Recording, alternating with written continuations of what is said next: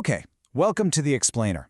After the absolute devastation of World War I, the world came up with this really ambitious idea for a global police force, something to stop a war like that from ever happening again. They called it the League of Nations. But did it actually work? This is a huge topic for your IGCSE revision, so we're going to get right into it. Was this a noble dream for peace or just a catastrophic failure? Let's find out. So, here's our game plan for this explainer.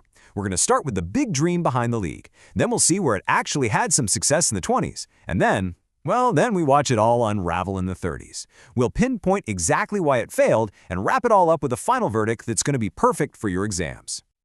All right, first things first, let's set the scene. Picture it. The year is 1919.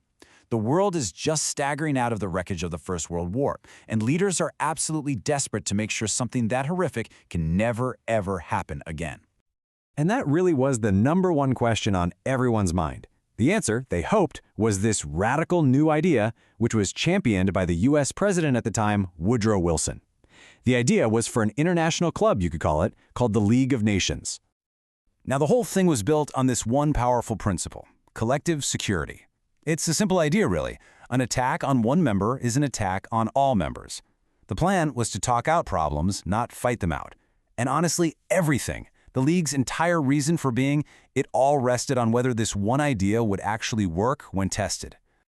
And you know what? Back in the 1920s, it really looked like this grand experiment might just succeed. The League got off to a pretty promising start, and it really felt like a decade of hope was on the horizon. Now, before we get to the big conflicts and the big failures, it's super important to see where the League genuinely did some good.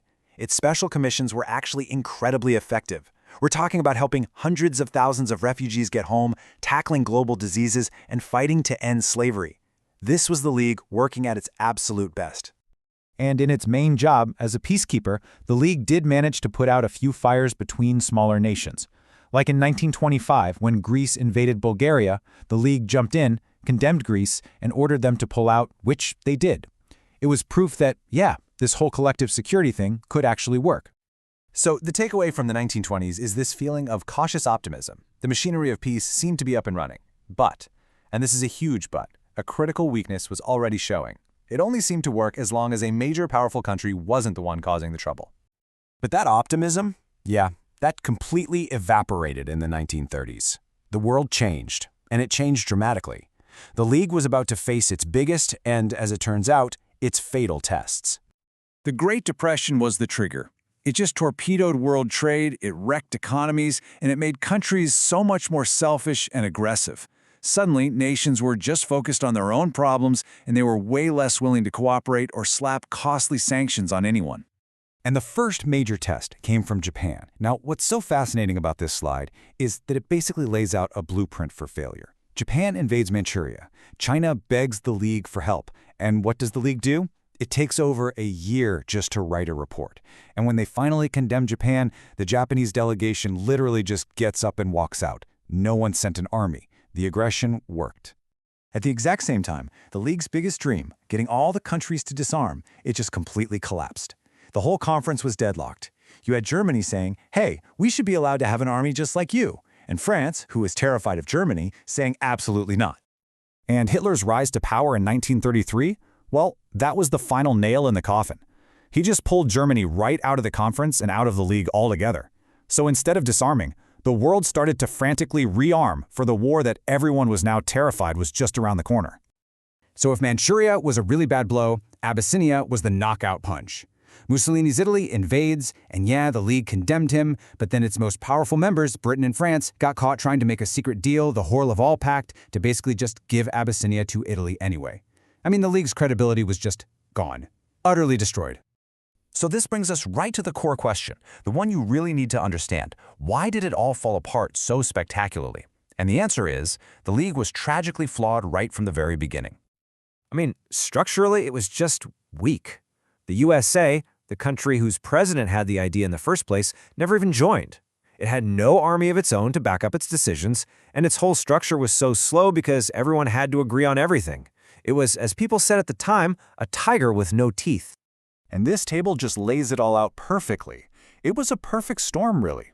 You had the most powerful country missing, its most important members acting selfishly, a global depression making everyone look inward, and no army to enforce anything. The deck was completely stacked against it from day one. So, let's bring this all home. It is time for the final verdict. And the answer to that key revision question, how successful, really, was the League of Nations? When you look at its record, its report card, you see a really clear split. On humanitarian work, you've got to give it an A+, a high success. On sorting out fights between smaller countries in the 20s, maybe a B, moderate success. But on its main job, stopping the big guys from starting wars in the 1930s, it was a total, complete failure, an F. So, the final verdict for your exam is this. The League of Nations ultimately failed in its #1 objective, which was to keep the peace. But its story doesn't just end there, because its successes in other areas, and maybe even more importantly, its failures, provided a crucial blueprint for the organization that came next, the United Nations. And that's the big thought I want to leave you with. Was the League just a completely doomed experiment? A noble idea that was destined to crumble? Or was it the essential, flawed first draft that had to exist and had to fail so that a stronger organization, like the UN, could learn from its mistakes and be built in its place? Something to think about.